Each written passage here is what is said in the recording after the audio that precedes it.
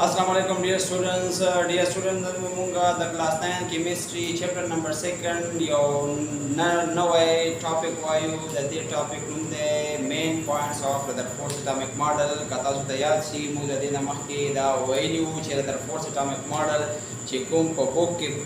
given دی هغه په درې مختلف parts کې given دی نو یو مونږه already ویل دی discovery of nucleus یا the fourth experiment او دویم چې کوم ماډل دی دا به دویم چې کوم پارت دی یا پورشن دی دا غا دی مین پوینټس اف د فورث اټامیک ماډل دا به چې کوم دی ان شاء الله اوس مونږه ډیسکس کوو په دې لیکچر کې نو راځي چې مین پوینټس اف د فورث اټامیک ماډل کې څه ویل شوي دي ٹھیک شو نو لومړی پوینټ چې دی مین پوینټس شپږ پوینټس ورکړي دا د فورث ٹھیک شو د فورث اټامیک ماډل چې کوم د شپږ امپورټنت پوینټس دي یا مین پوینټس دي دا به ون بای ون ډیسکس کوو او د دې په کانسپټ باندې به ځان پوهیو لومړی پوینټ چې دی هم the Munsara atom consists of positively charged portion called nucleus.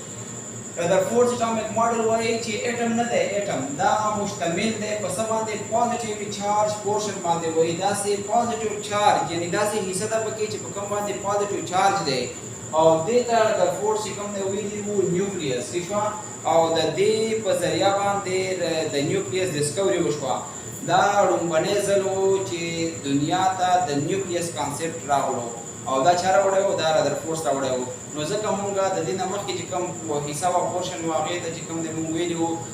ډسکوري اف نیوکلیس ځکه چې دې ډسکور کړی وه اټ کنټین پروټان ان نیوټران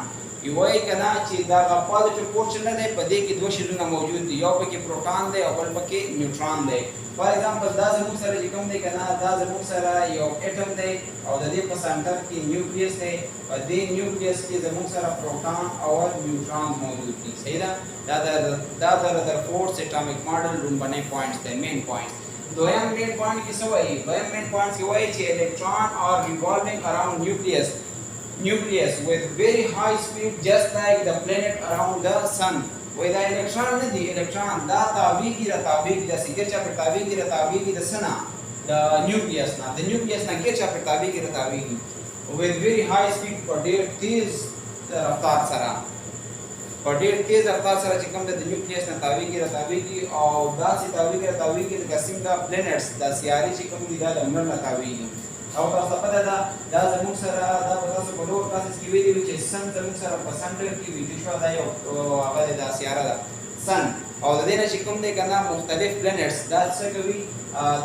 تابعیږي ګر چا په خپلو لارو کې دا زموږ سره مثال خبره ده زموږ سره د ارض دی ٹھیک شو دا باندې به زموږ سره چې کوم دی د دې نه ګر چا یو بله لار د بلې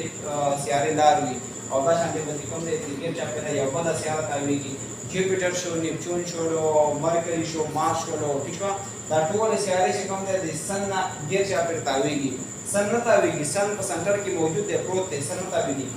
دا رادرفورډ وایي چې همدغه شانتې زموږ سره دا نیوکلیس نه ده دا په سنټر کې موجوده ده دا سټیټیک ده دا نه تاویږي او دا الکترون چې کوم دی دا په شیلز کې دی او دا چې کوم دی د نیوکلیس نه ګیر چا پر تاویږي او په ډېر تیز سپیډ سره تاویږي دا زموږ سره رادرفورډ ویلي په پوینټ نمبر 2 کې بیا وایي په پوینټ نمبر 3 کې چې electron are revolving around the nucleus with the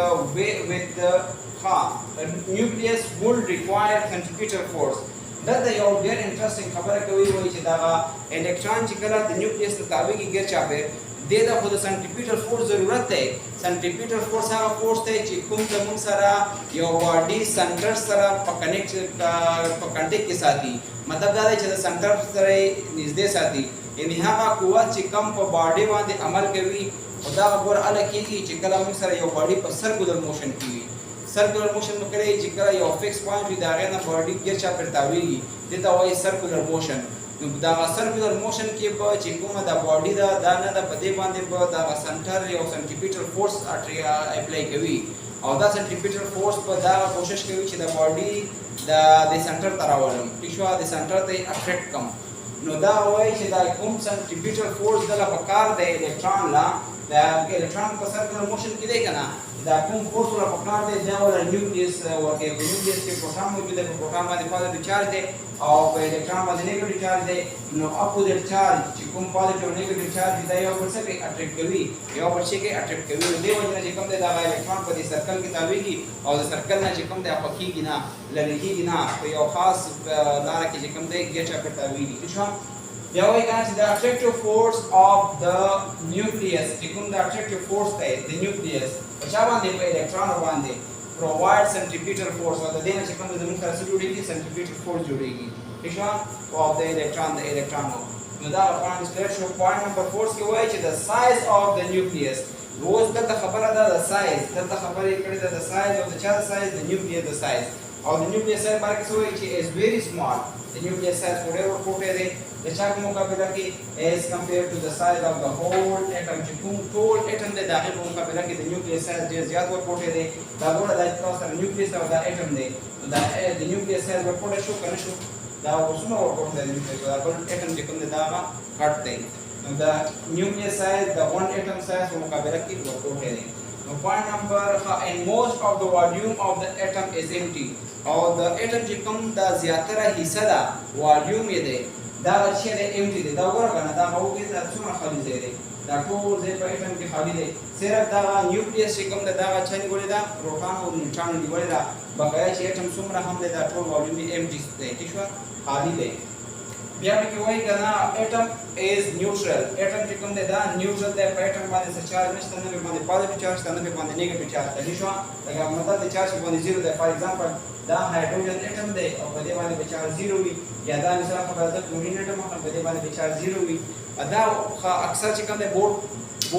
پېښور بورډ یا چې کوم بورډ ایگزامینیشن دی په دې کې دا شارټ کوېسچن راځي چې ولې اټم نیوټرل دی په اټم باندې چارج ولې نشته دی نو د دې ریزن چې کوم دی کنه په دې پوینټ نمبر 5 موجود دی وایي atom is neutral as the number of electron چې کوم د الکترونو تعداد دی number of electron دا برابر دی د چا د number of proton برابر دی ٹھیک شو او مطلب دا دی کنه چې مثال خبره ده زموږ سره یو اټم دی دا غي نوم دی هیلیم په هیلیم باندې چارج 0 دی چارج به 0 ولې دی چارج به 0 ځکه دی چې په دا کې زموږ سره دوه الکترون دي او دوه پکې پروټون دي نو د دوه الکترونو د وجې نه په هیلیم باندې نیگیټیو چارج برشي نو نیگیټیو څومره -2 او د دوه پروټونو د وجې نه +2 راشي نو چې د دوی نیټ چارج نه دی موږ راوباسو دا به 0 وي نو همیشه د پاره په اټم باندې زموږ سره نیټ چارج 0 وي ځکه چې نمبر اف پروټون او الکترون دا د یو بل برابر وي او چې نمبر اف پروټون او الکترون برابر دي د دې مطلب دا شو چې پوزټیو او نیگیټیو چارج برابر دي او چې کله پوزټیو او نیگیټیو چارج برابر وي نو د دې مطلب دا شو چې د دې نه انسر 0 راځي نو د 0 مطلب دا شو چې نیټ چارج په اټم باندې 0 وي نو دا خبره پروف شوه په پوینټ نمبر 6 کې څه وایي a nucleus is responsible for mass and energy of the atom او نیوکلیس کوم د ذمہدار ده د وزن او د انرژي د اټم یعنی د اټم چې کومه انرژي ده او کم او وزن دی دا چې کوم دی زموږ سره په نیوکلیس کې دی د اټم چې کوم وزن دی او کومه انرژي ده دا چرته ده دا د اټم په نیوکلیس کې موجوده ده دا زموږ سره د رادرفورد اټامیک ماډل کې چې کوم مین پوینټس دی پوینټ نمبر 6 وو امید لرم چې تاسو به په دې باندې پوه شوي وئ نیکسټ به مونږ ډیفیکټس ان رادرفورد اټامیک ماډل وایو یعنی چې د رادرفورد په ماډل کې کومې خامیانې وي کوم خرابوالی و پکې یا کوم کمی و پکې هغه به انشاءالله مونږ په نیکسټ لیکچر کې وایو تھینک یو سو مچ فار واچینګ د لیکچر او دا نوټ